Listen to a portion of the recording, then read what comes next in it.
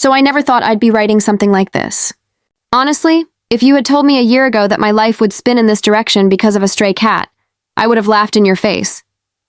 But here I am, sitting on my bed in a small apartment in Ohio, typing this out while a little gray and white cat purrs beside me, curled up like she owns the world. And maybe, in some way, she does. At least my world. Let me backtrack. I'm a 25-year-old woman, and for the most part, my life has been pretty ordinary. I grew up in a small Midwestern town, raised by a mom who worked 2 jobs after my dad passed away when I was 9. My younger brother, Daniel, has always been my rock. He's 3 years younger than me, but has the soul of someone twice his age. If I had to sum him up in one sentence, he's the kind of guy who'd see a broken thing on the side of the road and stop to fix it, even if nobody asked him to, and that's how the cat came into the picture. One chilly evening last fall, Daniel was coming home from his late shift at the hardware store when he heard faint crying near the alley behind the gas station. He thought it was maybe a baby at first. That's how weak and desperate the sound was. But when he followed it, he found a tiny kitten pressed against a dumpster, shivering so hard her whole body rattled. She was skinny, her fur matted, and her eyes had that watery, glassy look that screamed infection. Most people would have walked away. Daniel didn't. He scooped her up, tucked her into his jacket, and brought her home. Now, here's the thing about Daniel. He's living with our mom still, saving money for college, and she's allergic to cats. Keeping the kitten wasn't an option for him. So the next morning, he came knocking on my apartment door with this pitiful little creature in a shoebox, wrapped in one of his old t-shirts. "Jess," he said, "that's me, by the way. She needs someone." "And I think you're that someone?" I didn't even hesitate. The moment I looked into those giant, scared eyes, I knew I couldn't turn her away. I named her Daisy, after my favorite childhood book, The Great Gatsby, not because she's fancy like Daisy Buchanan, but because, in a way, she felt like the fragile flower that somehow manages to grow in a crack of concrete. Daisy became my shadow. She followed me from room to room, slept curled up against my chest at night, and slowly, with vet visits and good food, she blossomed into this spunky little thing with a personality way too big for her small body. She made my tiny apartment feel alive in a way I hadn't realized was missing, but of course life isn't that simple. Enter my boyfriend, Mark. Mark and I have been together for 2 years. He's 28, works in finance, and comes from a background very different from mine. His parents are country club people, the kind who judge you by your shoes before they even shake your hand. Don't get me wrong, Mark isn't a bad person. He can be charming, funny, and thoughtful when he wants to be. But he also has this controlling streak that I used to brush off as just him being protective. When he first saw Daisy, his reaction wasn't what I expected. I thought he'd smile, maybe even melt a little, because who doesn't love kittens? Instead, he frowned. "You're keeping that in here?" he asked, standing in the doorway with his arms crossed like I'd just told him I adopted a raccoon. "She's not a that," I said, my voice sharper than I meant. "Her name's Daisy," he shook his head. "Jess, pets are messy. They scratch things, they smell, they cost money. You don't need that kind of responsibility." I laughed it off at first, thinking he was just being practical. But over the weeks, his comments kept piling up. Every time Daisy jumped into my lap during a movie, he'd roll his eyes. If her litter box needed cleaning, he'd make some snide remark about how glamorous my life had become. And then one night, everything boiled over. We were sitting at my kitchen table, eating takeout when Daisy hopped up on the counter. Mark slammed his chopsticks down so hard that Daisy bolted under the couch. "That's it," he said, his voice tight. "I can't do this anymore, Jess. Either the cat goes, or I do." I stared at him, chopsticks frozen halfway to my mouth. "Are you serious?" He leaned back, arms crossed. "Dead serious. I'm not marrying someone who chooses a stray cat over building a future with me." I can't even describe the wave of emotions that hit me. Shock, hurt, anger, disbelief. It was like all of them collided at once. Here was the man I thought I might spend my life with, telling me that the tiny creature who had brought me so much comfort and joy was a deal breaker. I wish I could say I immediately stood up and told him to get out. But I didn't. I sat there, silent, staring at the takeout container while my chest felt like it was caving in. Because love makes you doubt yourself. It makes you question what you deserve, what you're allowed to hold on to. That night, I barely slept. Daisy curled up beside me, oblivious to the storm in my head. I stroked her soft fur and thought about all the times she'd made me laugh after a long, hard day. How she'd greet me at the door like I was the best part of her world. How Daniel had trusted me to give her a home because he believed in my heart. And the more I thought, the angrier I got, because this wasn't just about a cat. It was about control. About being forced to choose between a living creature who depended on me and a man who claimed to love me but couldn't accept me fully. Not even with the small, messy parts of my life. So here I am, typing this out. I don't know what decision I'll make yet, but I know this. Daisy isn't just a pet. She's family. She's a symbol of resilience, of love found in unexpected places. And if Mark can't see that, maybe he doesn't see me either. That's the beginning of my story. I know it's long, but if you've made it this far, thank you. Writing it down has already helped me untangle some of the knots in my heart. I'll update you all as things unfold, whether I choose the man who says he loves me or the little creature who already proved she does. The next morning, I woke up with this heavy pit in my stomach, like I'd swallowed a stone overnight. Mark's words kept echoing in my head. Either the cat goes or I do. I wanted to shake it off, pretend it wasn't a big deal, but it was impossible. Every time Daisy brushed against my leg or purred beside me, I remembered that someone I loved was asking me to give her up. I did what I always do when I feel torn apart. I called my mom. My mom has always been a no-nonsense kind of woman. She's not warm in the traditional hugging and kissing way, but she's strong, steady, and practical. When I told her about Mark's ultimatum, she let out this long sigh over the phone. "Jessica," she said, her voice tired but firm, "if a man is giving you ultimatums this early, you'd better pay attention. Ultimatums don't stop with pets. Next time it'll be your job, your friends, your choices." I wanted to argue, to defend Mark, but the truth in her words stung too much. My mom's lived through things I can barely imagine. Raising 2 kids alone, working double shifts just to keep food on the table. She knows what it means when someone tries to box you in. "Mom, it's not that simple," I said, pacing my tiny kitchen, while Daisy batted at a crumpled receipt on the floor. "I love him. We've talked about a future together. And do you love yourself enough to live that future with all the things he'll take away from you?" She shot back. That one landed hard. When I hung up, I didn't feel better. I felt raw, like someone had peeled away the layers I'd been hiding under. A few hours later, Daniel stopped by. He brought groceries, because that's the kind of brother he is. He took one look at me, slumped on the couch, and immediately knew something was wrong. "What happened?" he asked, dropping the grocery bags on the counter. I told him everything. The ultimatum, my mom's advice, the way I felt trapped between love and loyalty. He didn't even let me finish before he exploded. "Are you kidding me?" "Jess, no, absolutely not. Daisy is your cat. She's family now. If Mark can't see that, then he doesn't deserve you. Daniel, no, listen," he cut me off, his eyes blazing with that protective fire I'd seen 100 times when we were kids. "I gave her to you because I knew you had the heart for it. I saw the way you held her, the way she calmed in your arms. Don't let some guy make you believe she's a burden. She's a blessing," I broke then. All the tears I'd been holding back since last night came crashing out.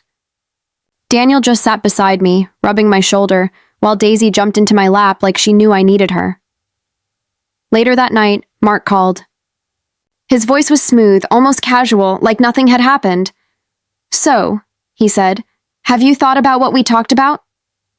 "What we talked about?" I repeated, my anger simmering. "You mean the part where you gave me an ultimatum?" There was silence on the other end for a beat too long. Then, "Jess, I'm just thinking about our future. I don't want something like this getting in the way. We could have a clean, stable home.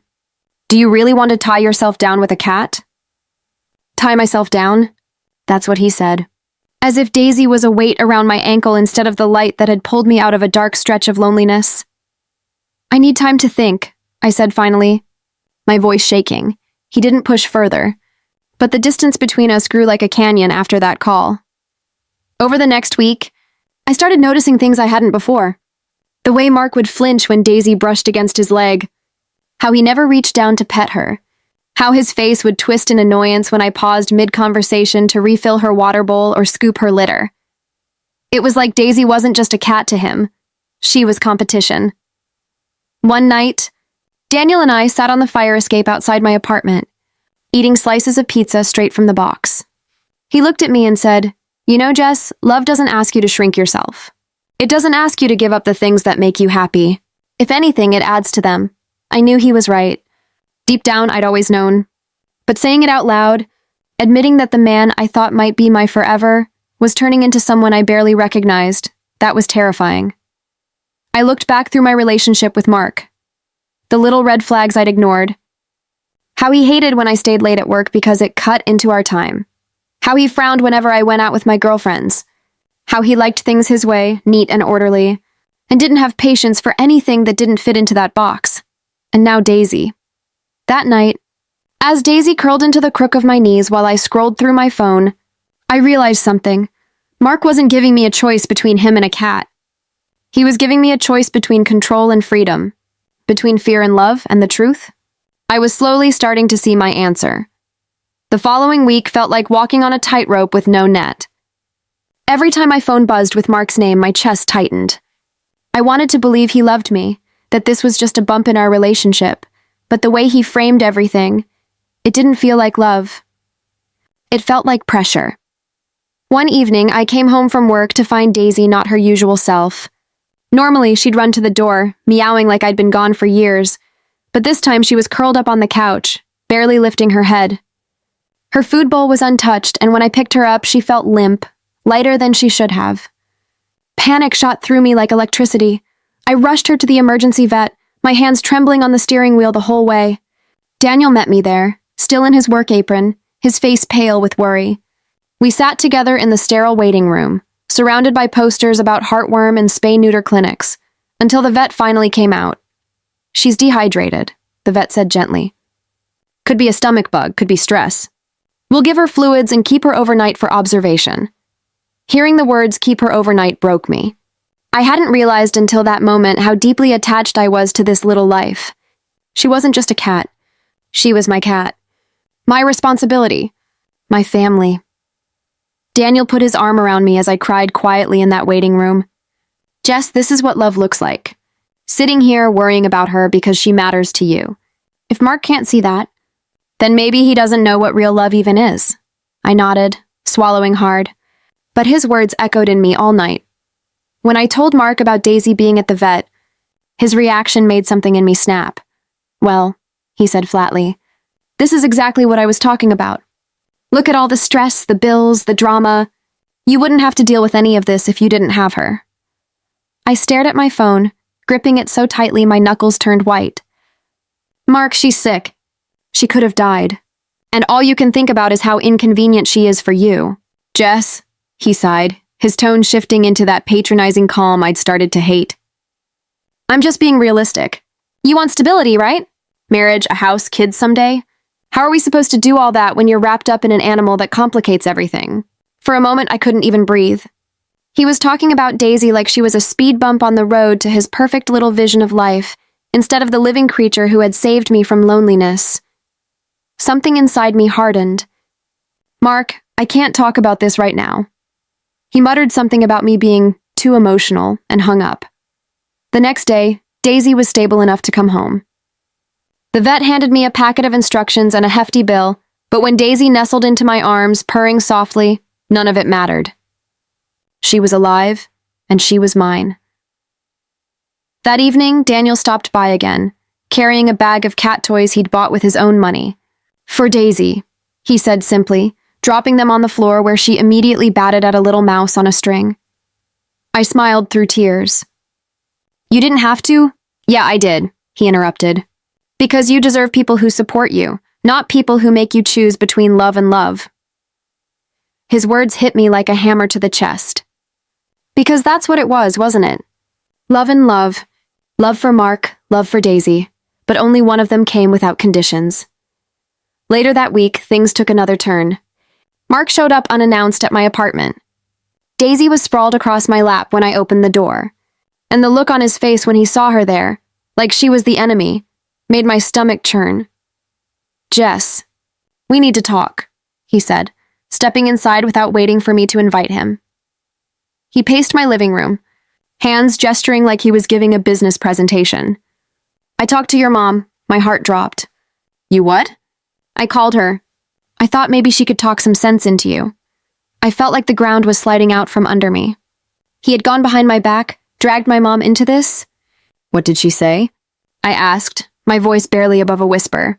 He looked smug. She said you're stubborn, but that you've always been that way. I told her I just want what's best for us, for our future. She agreed you need to think long term. I wanted to scream. My mom had told me something completely different. She'd warned me about ultimatums, about control. And now Mark was twisting her words into his narrative. I stood there, shaking while Daisy meowed softly from the couch. Like she could sense the tension. That's when I realized Mark wasn't fighting for me. He was fighting for control. And if I gave in now, it wouldn't stop with Daisy. It would never stop. That night, after Mark stormed out because I wouldn't be reasonable, I curled up on the couch with Daisy nestled against my chest. I buried my face in her fur and whispered, I don't think I can do this anymore.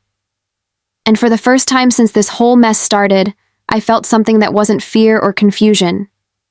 I felt clarity. I wish I could say that things got better with my boyfriend after the first fight over the cat. But they didn't. In fact, they got worse, slowly, in little pieces that chipped away at me, like water wearing down a stone. At first, he made little comments. That cat better not be on my side of the bed when I sleep over. Or, don't let her touch my stuff. Then it turned into, you know I'm serious, right? If you choose the cat, you're choosing against me. It broke my heart every single time. Because how was it fair? My brother found this tiny life barely hanging on and gave her to me. She wasn't just some stray to me anymore, she was mine. She was family. And the way she purred when she curled up on my chest after long days. It felt like she had chosen me back. That kind of bond doesn't come around every day, but he never saw it that way. He said things like, I don't want my clothes smelling like cat. Or, cats are dirty, they carry diseases. And when I told him that's not true, that indoor cats are clean and cared for, he just brushed me off. What hurt the most was when he said, you're gonna ruin our future together if you keep this up. I started to wonder, was my future supposed to mean giving up things I loved? Giving up family? Giving up this tiny creature who had done nothing wrong except exist in my life? And then came the night that really shook me. I was sitting on my couch, the cat asleep in my lap, when he called. His tone was sharp, almost cold. He said, listen, I'm not kidding. It's either me or the cat. You've got a week to decide. If I come over and that animal is still in your house, we're done. I'll never marry you. My hands literally shook when I hung up the phone. I remember just staring at my cat, who lifted her head and blinked at me with those innocent eyes, like she knew something was wrong. And I cried. I cried harder than I had in years. Because suddenly, I wasn't just choosing between a boyfriend and a cat. I was choosing between love that tried to control me and love that simply existed without asking for anything back. That night, for the first time, a thought slipped into my mind that I had never allowed before. Maybe the real red flag isn't the cat. Maybe it's him. The week after his ultimatum felt like I was living with a clock ticking over my head. Every time my phone buzzed, I jumped. Every time my cat meowed, I felt this wave of guilt and fear. I tried to go about my day like normal, work, errands, laundry, but nothing felt normal. His words haunted me. It's me or the cat. I'll never marry you if you choose her. At first, I found myself trying to rationalize it. Maybe he's just stressed. Maybe he doesn't mean it. Maybe if I explain again how much this cat means to me, he'll understand. But every time I brought it up, his tone got colder. He'd say, you're not hearing me. I'm not going to change my mind. If you want to build a life with me, the cat has to go. That word, go, hit me like a knife. Because where was I supposed to send her? Back to the streets? To a shelter where she might not survive? She had already been through so much. The idea of abandoning her after she finally found safety made me sick. And here's the thing. The more I looked at my cat, the more I realized she wasn't the problem. She wasn't making threats. She wasn't forcing me to choose. She was just there, small, vulnerable, and full of trust. And my boyfriend, the man who claimed to love me, was demanding that I betray that trust. One night, I sat on the floor of my living room, lights off, just holding her. I whispered to her like she could understand. I don't know what to do. I don't want to lose him, but I can't lose you either. and she purred soft and steady, like her answer was already made. The truth hit me so hard I couldn't breathe. If love comes with ultimatums, maybe it isn't love at all. When I finally told my brother about it, he got quiet. Then he said, if a guy can't accept your compassion, he doesn't deserve your future. Hearing those words out loud shook me, because deep down, I already knew he was right. The day I decided to confront him, my stomach was in knots. I kept replaying every conversation we'd had about the cat, every harsh word, every warning he'd given me. It felt like I was walking straight into a storm I couldn't avoid. But I also knew I couldn't keep living under this weight, waiting for his final verdict like my love for him was on trial. When he came over that evening, I could already sense his mood. He glanced around my living room the second he walked in, eyes narrowing at the sight of my cat curled up on the armchair. He didn't even say hello, just, so you still haven't done what I asked. My heart pounded, but for once I didn't shrink back. She's not going anywhere, I said quietly. He blinked at me, almost like he couldn't believe I dared to push back. Are you serious right now? I gave you a week. I told you what would happen. I stood up, feeling my hands shake but forcing myself to hold his gaze. Do you even hear yourself? You're asking me to abandon an animal who depends on me just because you don't like it. Do you realize how controlling that sounds? His jaw tightened. It's not controlling, it's boundaries. I don't want to live with a cat. End of story. I felt something inside me snap at those words. No, a boundary is about your own choices. This is an ultimatum. You're not saying, I don't want a cat in my apartment. You're saying, get rid of her or lose me. That's not love. That's manipulation. He scoffed, running a hand through his hair. You're being dramatic. I'm just trying to build a future with you, and you're choosing a stray over me. And that's when it hit me like a lightning bolt. He wasn't just dismissing the cat. He was dismissing me, my values, my compassion, my ability to care for something fragile and make it part of my life. If he couldn't respect that, what else would he try to strip away in the name of a future together? I took a deep breath and said the words I'd been too scared to say until now. If you can't accept both me and her, then maybe you're not the future I want. The silence that followed was heavy. He stared at me like he didn't recognize me anymore. And for the first time, I didn't feel scared of losing him. I felt scared of losing myself if I stayed. He stood there in my living room, glaring at me like I'd just betrayed him. The silence stretched so long it felt like the air itself was waiting to hear what would happen next. My cat, completely unaware of the storm raging above her, yawned and curled tighter into the chair. And for some reason, that small act of peace gave me courage. I'm not giving her up, I said firmly. My voice shook at first, but the more I spoke, the steadier it became. She's a living being who depends on me. She didn't ask to be rescued, but now that she's here, I'm not abandoning her. If that means you walk away, then so be it. His face twisted with disbelief. You're really choosing a cat over me?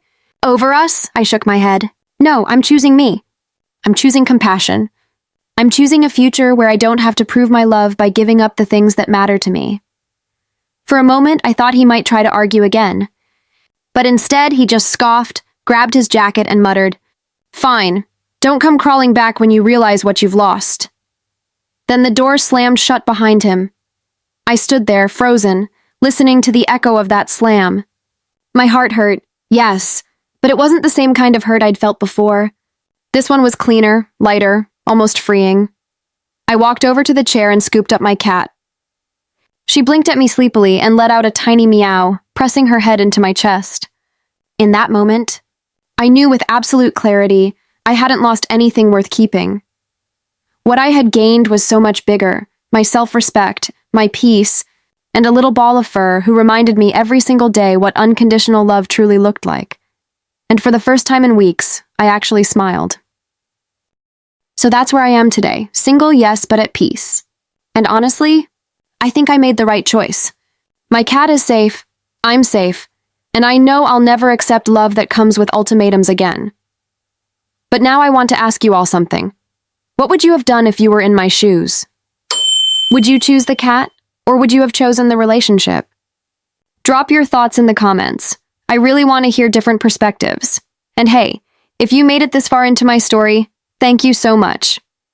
Please don't forget to hit that like button, share the story with a friend, and subscribe to the channel for more real emotional Reddit-style stories. Your support helps keep stories like this alive. Before we move on, tell me, are you team cat or team boyfriend?